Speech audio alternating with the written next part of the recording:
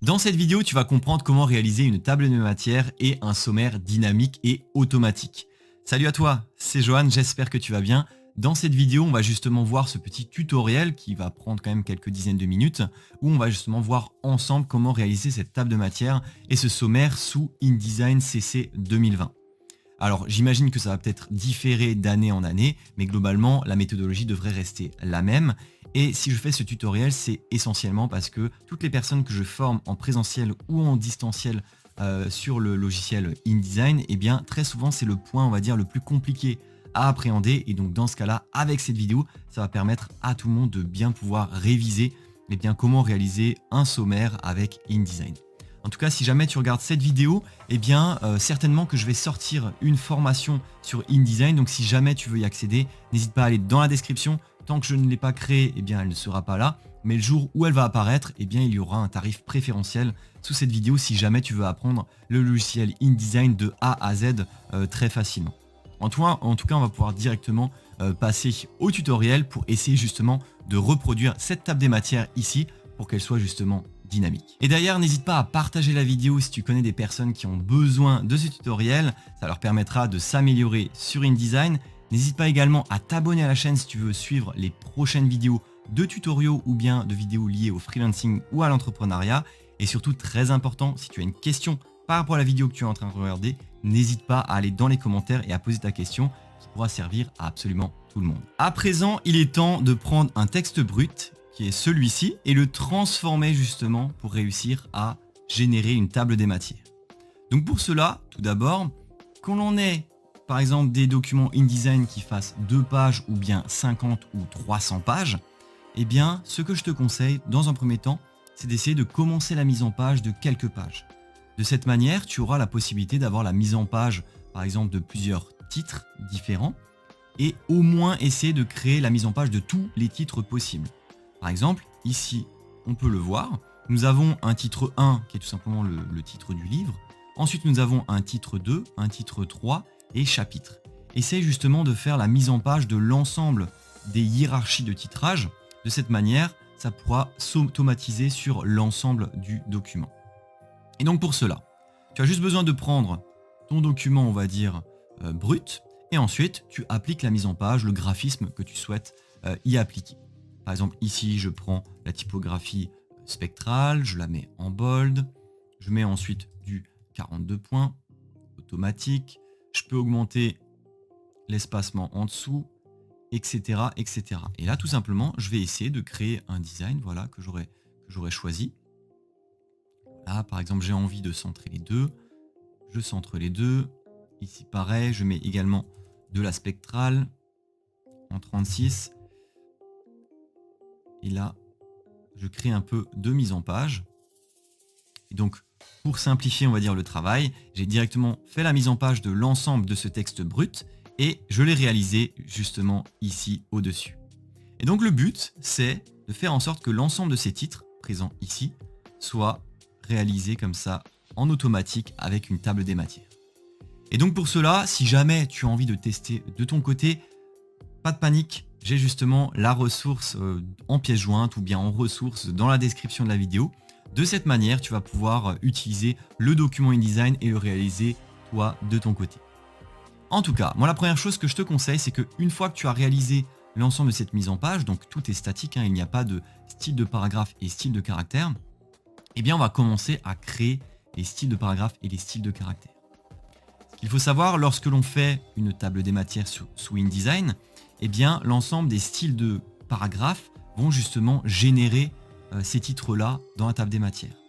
Mais attention, les styles de paragraphes que tu vas créer pour la mise en page, ici, seront différents des styles de paragraphes que tu vas appliquer dans la table des matières.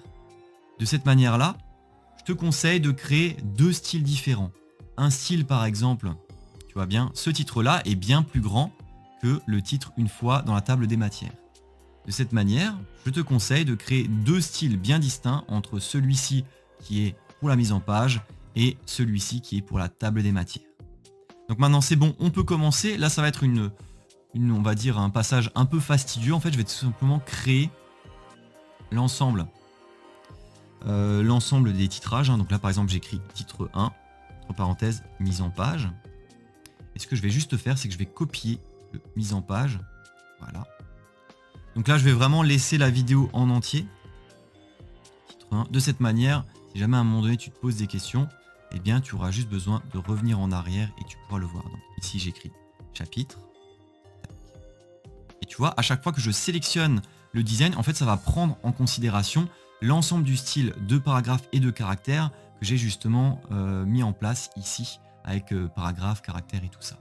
Donc c'est pour ça que je te conseille, fais la mise en page en entier avant et ensuite tu auras juste besoin de créer le style de caractère ou de paragraphe. Ça va faire une sorte de copier-coller si tu veux du style en question. Voilà, ici chapitre, là titre 2.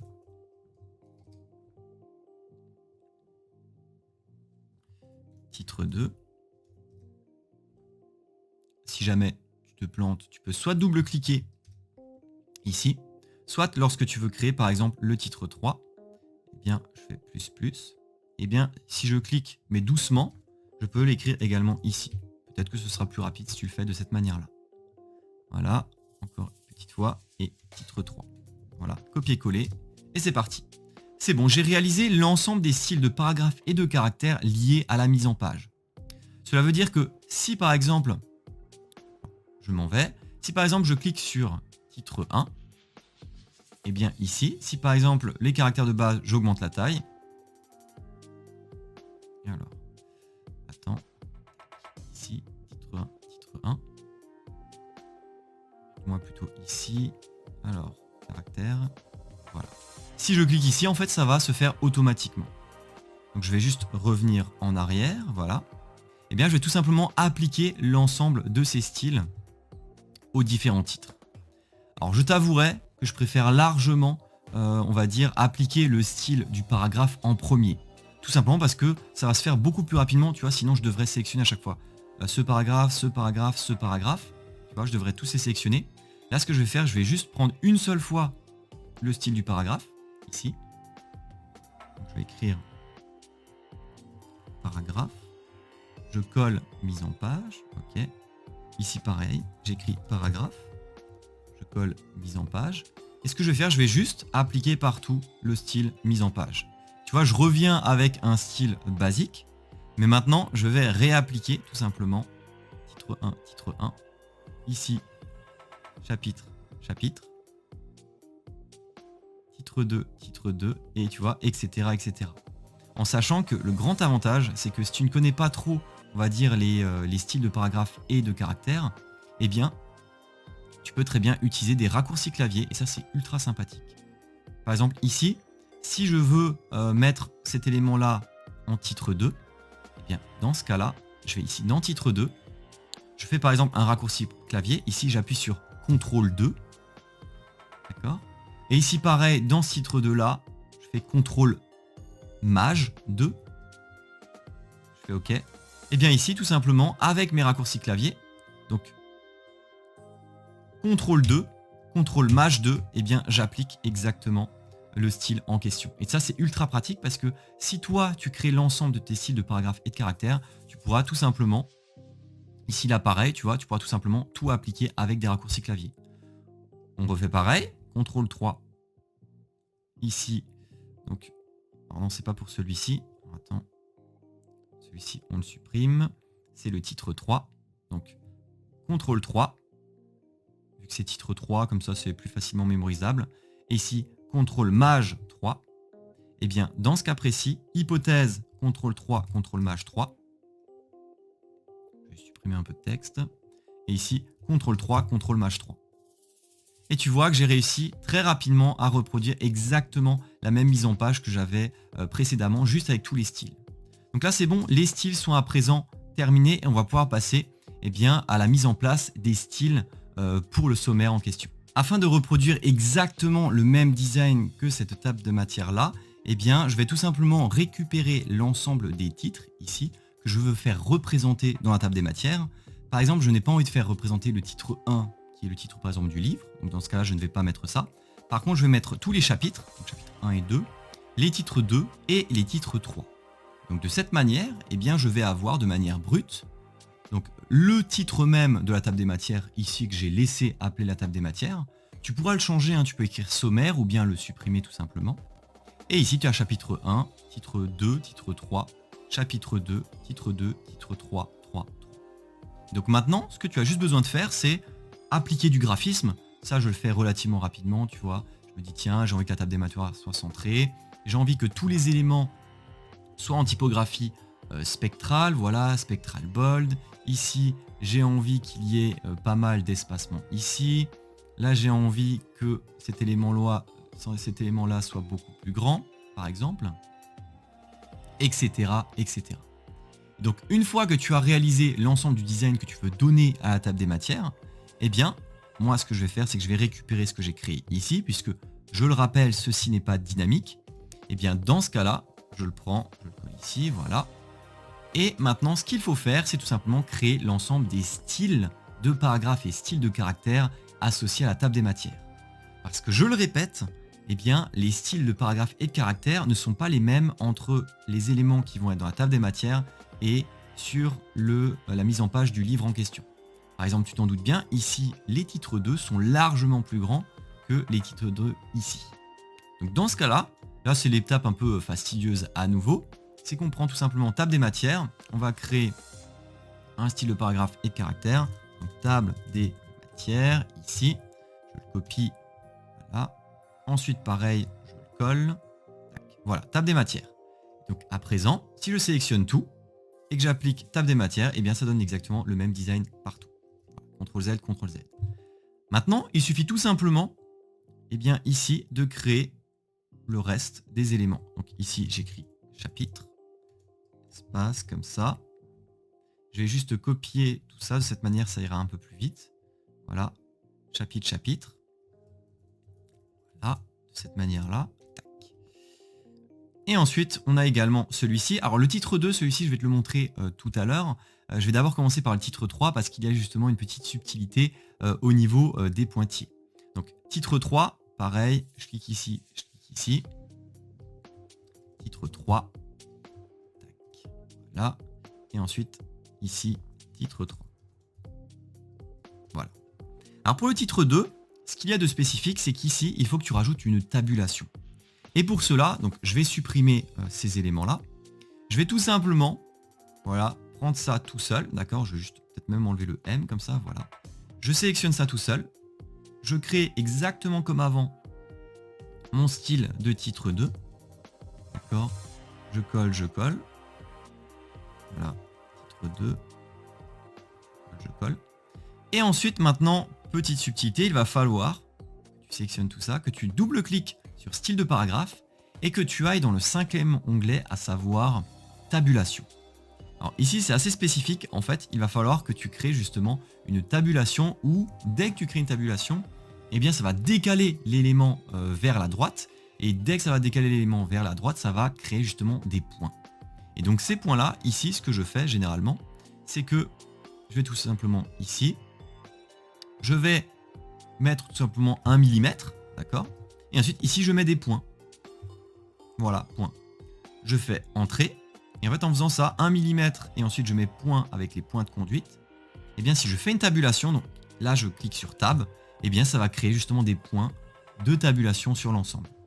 Et donc, si par exemple, je fais un 5, ici, entre le M et le 5, je mets une tabulation, et bien, ça va tout simplement créer les petits points là derrière. Et donc, pour cela, je peux sélectionner les petits points et leur donner un style spécifique. Et donc pour cela, je peux très bien choisir de mettre du noir, de le mettre par exemple en 60%, de réduire un peu la taille des ronds en question, voilà, les mettre en 12 et peut-être augmenter l'interlettrage, voilà, comme ça. Donc dans ce cas-là, j'ai envie d'avoir ce style-là. Et pareil, je vais donner un style de caractère, ici, uniquement un style de caractère cette fois-ci, et je vais appeler ça point de conduite. Et donc c'est le style que vont avoir les points de conduite lorsque je vais en rajouter sur l'ensemble de la table des matières. Ensuite, le numéro 5, lui, je peux très bien aussi choisir de mettre par exemple un style spécifique. Ici, je vais écrire numéro. Voilà, numéro. Et ici, pareil, ça va faire un numéro comme ça. Je me dis, ah mince, j'aurais bien voulu le mettre en noir. Et bien dans ce cas-là, je vais dans format de caractère de base. couleur de caractère, voilà. Et je le mets tout simplement en noir ici même. Et c'est bon, j'ai fait l'ensemble des styles de la table des matières. Alors juste pour être sûr que la table des matières soit bien générée, vérifie une chose, va dans l'ensemble des points ici donc que tu vas mettre, donc tout ce qui est lié à la table des matières, double-clique dessus et vérifie que le format, tu n'as rien. D'accord? Ici, il ne faut rien. Tu vois, je mets supprimer à chaque fois. Tu vois. Voilà, ok.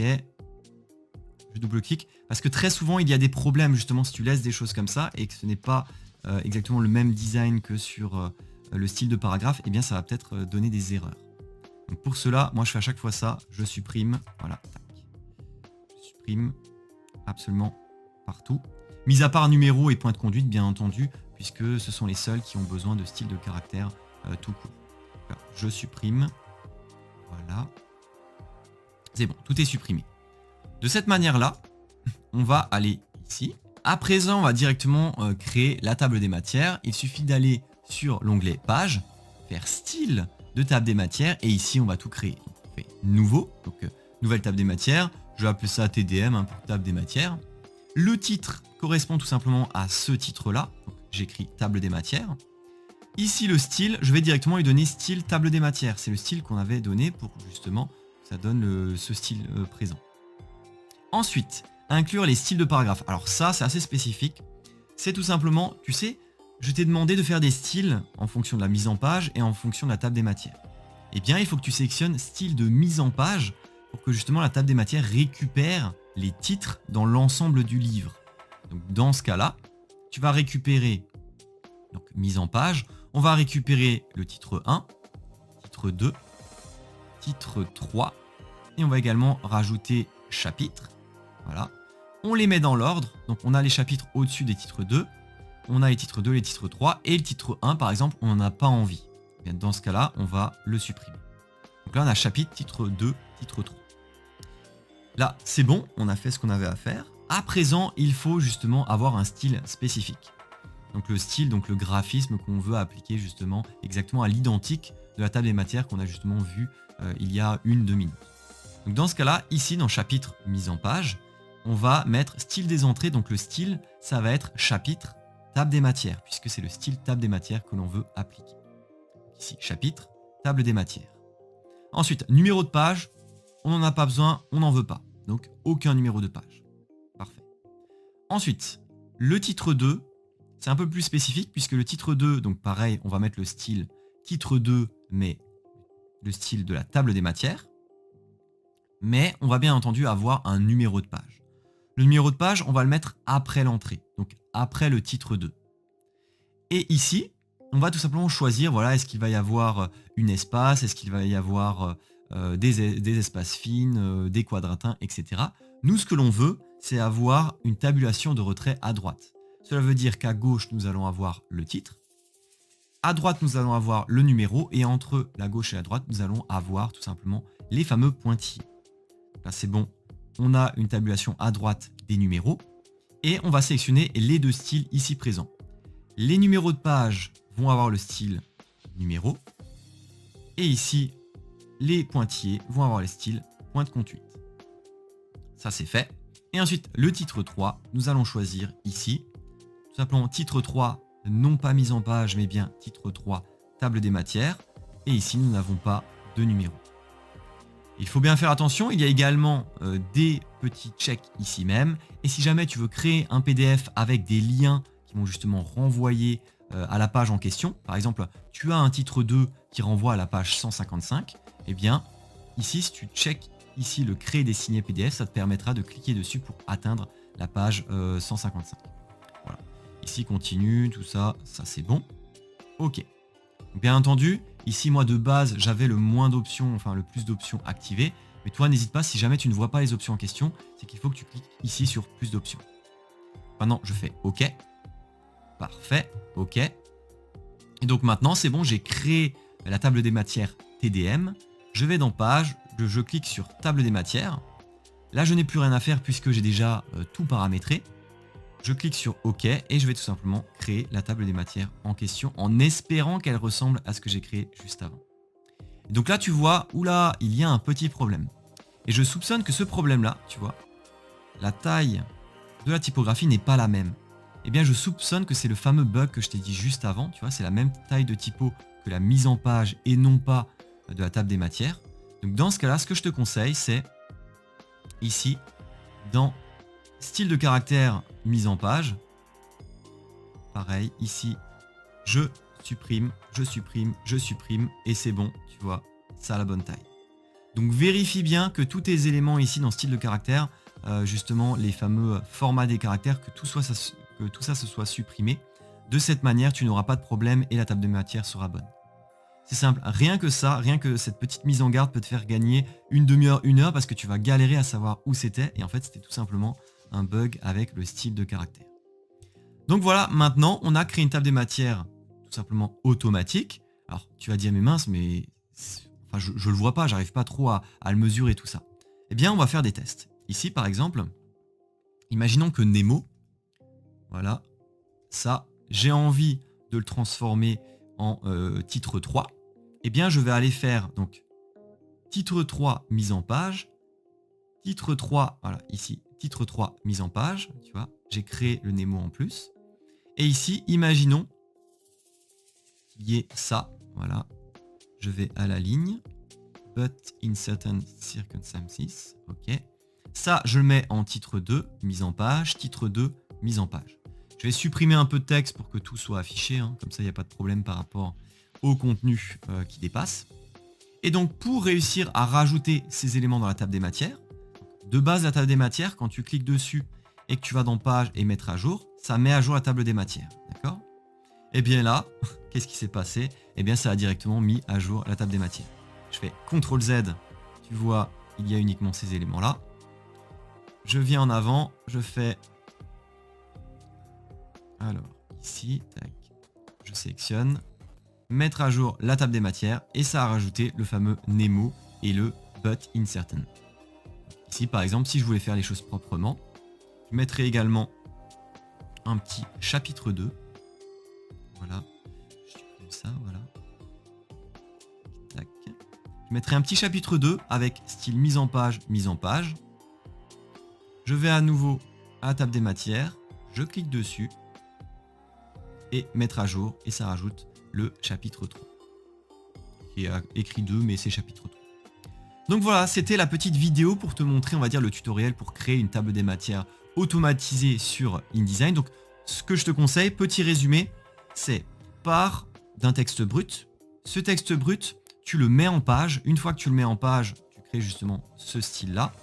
Une fois que tout est mis en page, ou du moins que l'ensemble des hiérarchies qui sont présentes dans le bouquin sont créées, donc sur les 2-3 premières pages, eh bien, tu récupères et tu enregistres le style de caractère et de paragraphe de l'ensemble de tes titres, tu vois.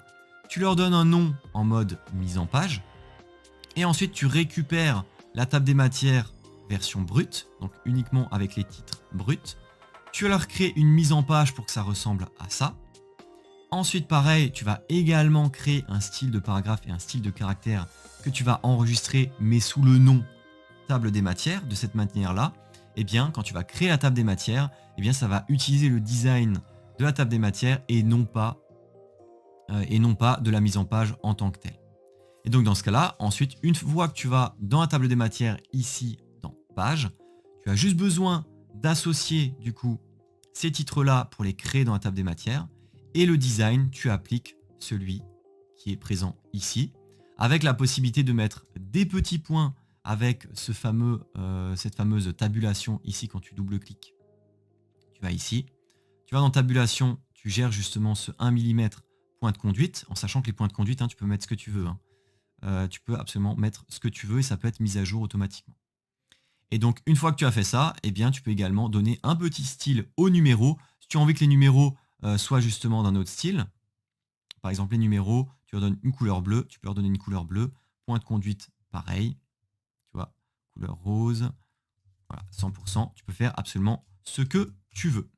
Donc voilà, j'espère en tout cas que ce tutoriel a été relativement clair pour l'ensemble de la réalisation. J'espère en tout cas que tu vas pouvoir réaliser de belles mises en page et des mises en page beaucoup plus rapides avec des sommaires faits automatiquement avec justement cette formation sur la table des matières InDesign CC 2020.